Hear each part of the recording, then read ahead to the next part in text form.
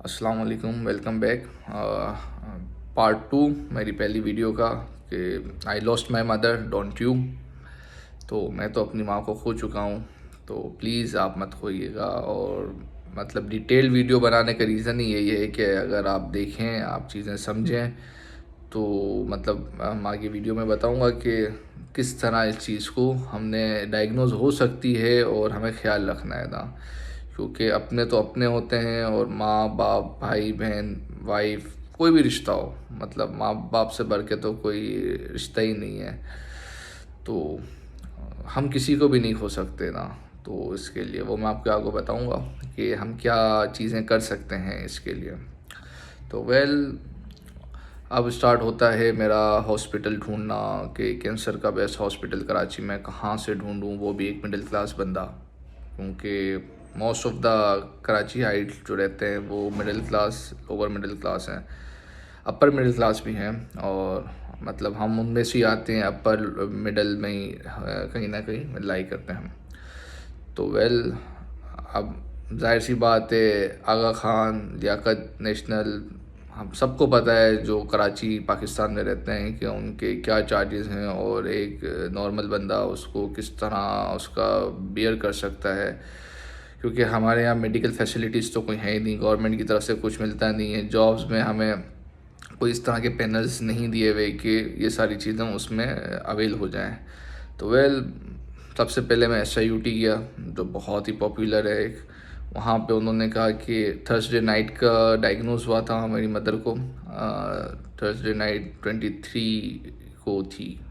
हम्म, तो 23 जनवरी 2025 गालिबन, अगर मैं गलत नहीं हूँ तो मैं SIUT गया। दे सेट के नहीं, मंडे को OPD होगी, OPD में आप पेशेंट को बिठाएंगे, OPD में बहुत लंबी लाइन होती है। अब मेरा पेशेंट बेड पे, ना वो चल सकता है, ना वो हिल सकता है, ना उतर सकता है, बस वो लेटा हुआ है।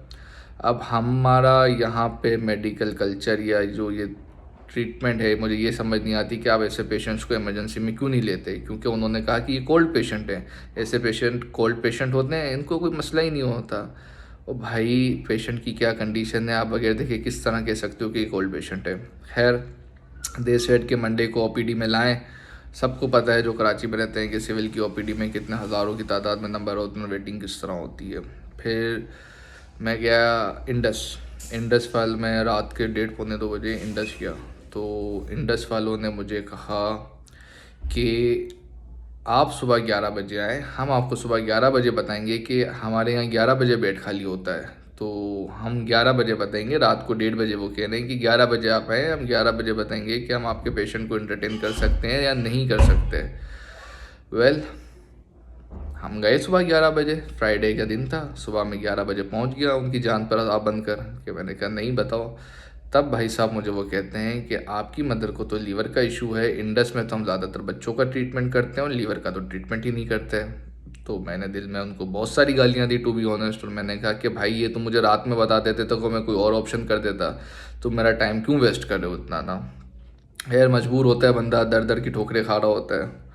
फिर हम जिना हॉस्पिटल के, जिना में आपको पता है सरकारी हॉस्पिटल हैं, तो सरकारी रेफरेंसेस चाहिए होते हैं। तो कहीं ना कहीं से हमारे अल्लाह के एक दो नेक बंदों ने हमारी बड़ी मदद की। मैं उनका पूरी ज़िंदगी शुक्रगुजार और एहसानमंद रहूँगा। तो जिना वालों ने भी कहा कि आपने तो उनकी बायोप्सी नहीं करवाई, हम सिर्फ अल्ट्रासाउंड पे किस तरह उनको ट्रीट कर सकते हैं कि उनको आइदर ये बीमारी है कि नहीं है। मतलब कहते हैं कि कैंसर का नाम नहीं लेना चाहिए, ऑल्दो मैं इस वीडियो में ले लेता हूँ सिर्फ अवेयरनेस के लिए। अल्लाह सबको इस बीमारी से महफूज रखे। तो आई सेड के भाई, वो कह रहे हैं इस तरह है, बायोप्सी हम पेशेंट लाएंगे, आप देखेंगे तो मैं बायोप्सी करवाऊंगा ना। वेल, बहुत करने के बाद उन्होंने भी कहा कि मंडे को हमारी OPD होगी। खैर कर करा के उन्होंने कहा आप सैटरडे को ले आएँ। अब ये है सारी चीज़ फ्राइडे सुबह 11:30 बजे की। इंडस 11 बजे गया, यहाँ पे मैं 11:30 बजे आया। अल्हम्दुलिल्लाह हमारे यहाँ सब ने एक परहेज़गार लोग कहा जुम्मे का दिन है, अभी तो आपको 3 बजे से पहले कोई भी नहीं मिलेगा, तो आप कल ले आए, हम कल ट्रीटमेंट करते हैं। सर अच्छा, मेरे पास इतना टाइम नहीं था।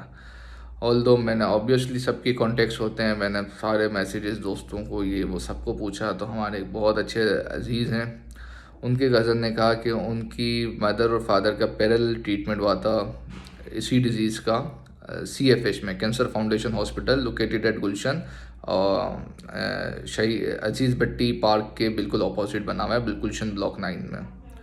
तो देर वहाँ की ऑन्कोलॉजिस्ट हैं, डॉक्टर बहुत अच्छी हैं, और आप वहाँ जाएँ ना।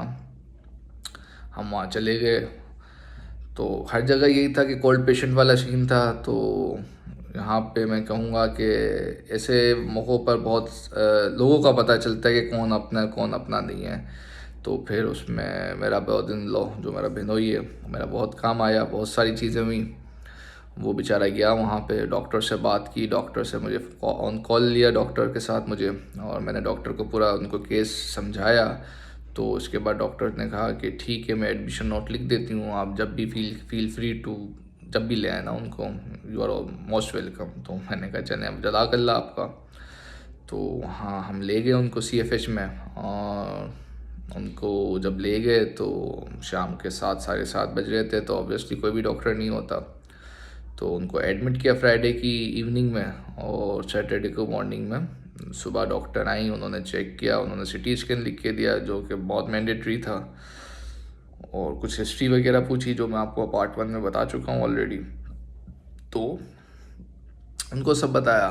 फिर वहाँ की एक सीनियर ऑन्कोलॉजिस्ट थी, उनसे मैंने कंसल्ट किया, क्योंकि मेरे फ्रेंड ने उन्हीं को रेफ़र किया था, बट ऑल्दो वो उस वक्त अवेलेबल नहीं थी, तो हमने दूसरी वाली ऑन्कोलॉजिस्ट ने मुझे एडमिशन नोट लिख के दिया था। तो फिर मैंने उनसे डॉक्टर से बात की जो सीनियर डॉक्टर हैं।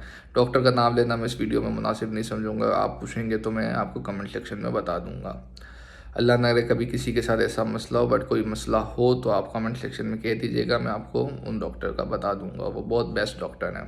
तो हम गए वहाँ पे, डॉक्टर के पास में गया, मैं उनके OPD में गया। मैंने कहा मेरे मदर ऊपर एडमिट हैं, तो काइंडली आप देख लेंगी।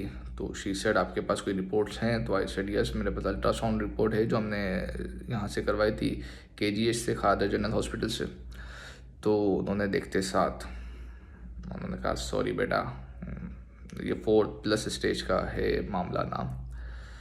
अब आप, मुझे नहीं पता वीडियो में क्या इम्पेक्ट या क्या आपको समझ सकते हैं, बट जाहिर सी बात है जिसकी माँ इकलौता बेटा ये सारी चीज़ें डील करे, और मेरा और मेरी मदर का रिश्ता माँ बेटों का नहीं था, एक फ्रेंडली, मतलब हम दोस्त थे और हैं, अभी भी मैं रोज़ जाता हूँ उनके पास।